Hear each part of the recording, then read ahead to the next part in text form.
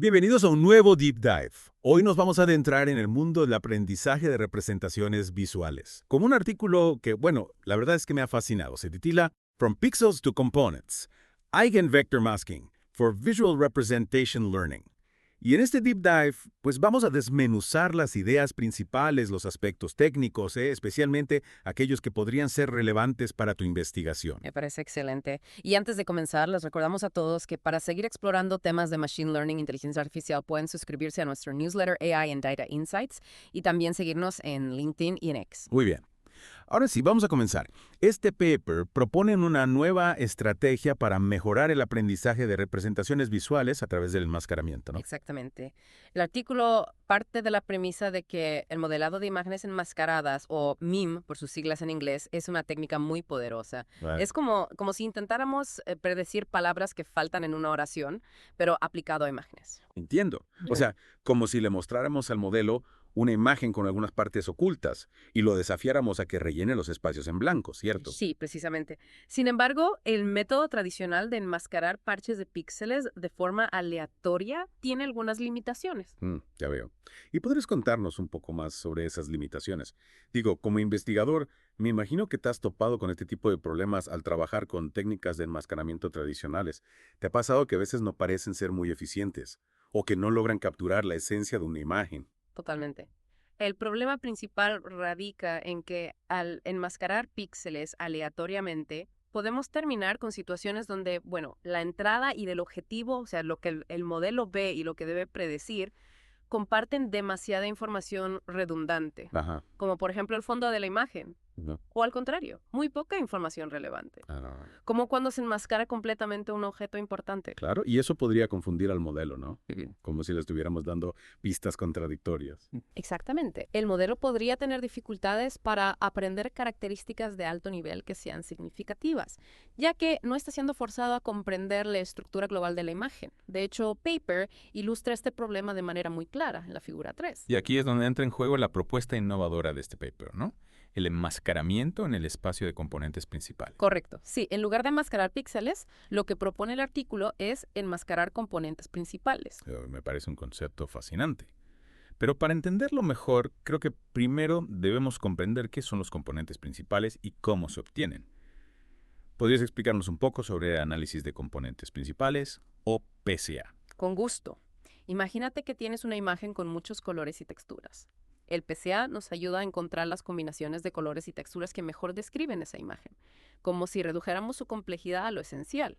Esencialmente, el PCA identifica los patrones o componentes más importantes en los datos. Entonces, en lugar de enmascarar píxeles individuales, enmascaramos aleatoriamente un subconjunto de estos componentes principales. ¿Es así? Exacto.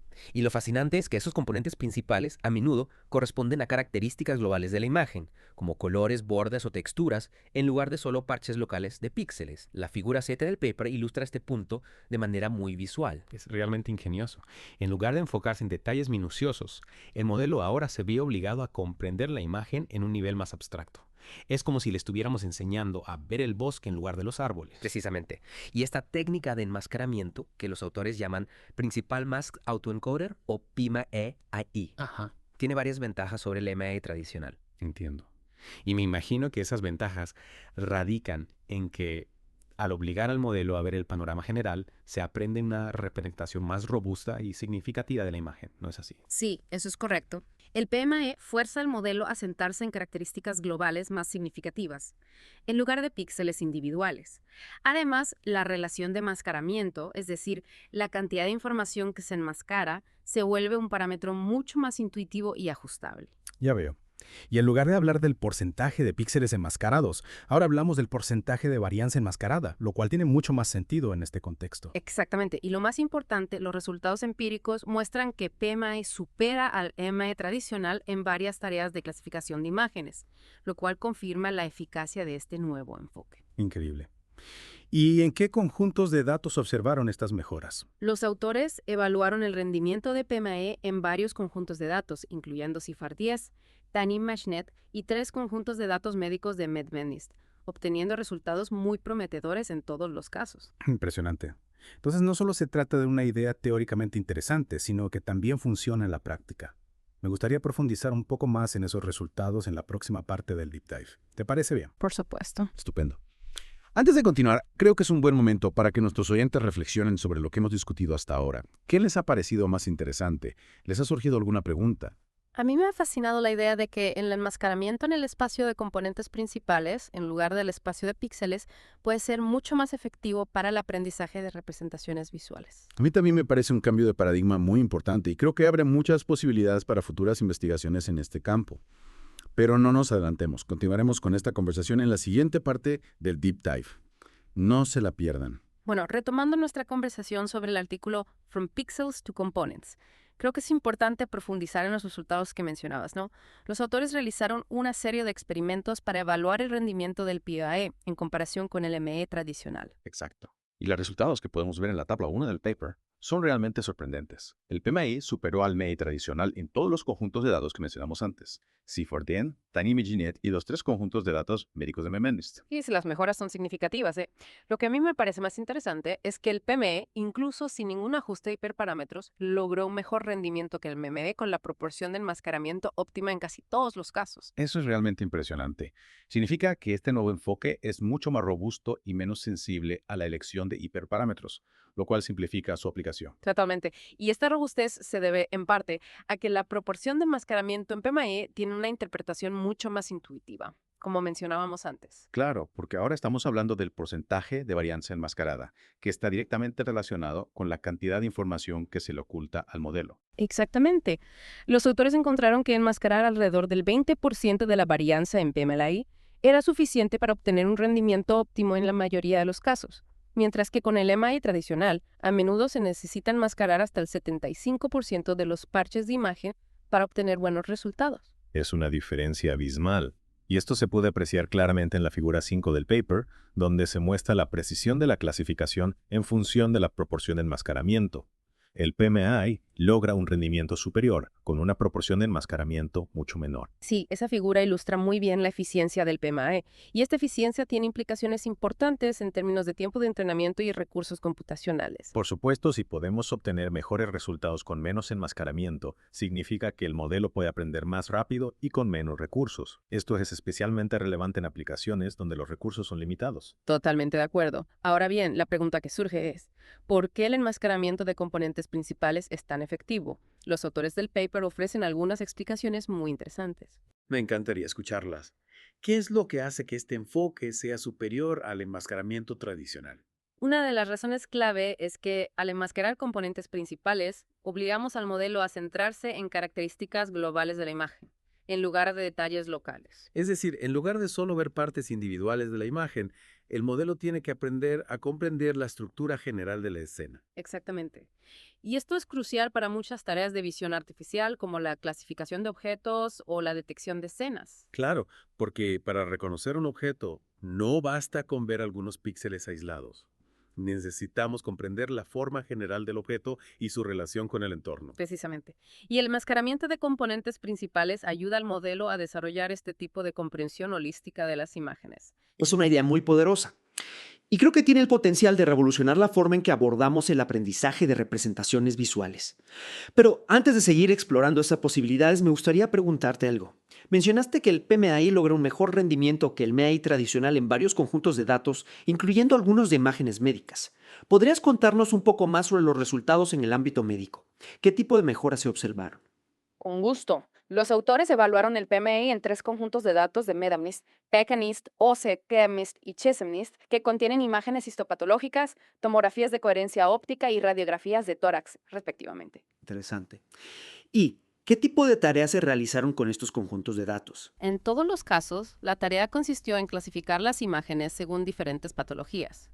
Por ejemplo, en PathMNIST, la tarea era clasificar imágenes de tejido en 9 clases diferentes de cáncer. En OCTMIST, la tarea era clasificar imágenes de retina en 4 clases diferentes de enfermedades oculares.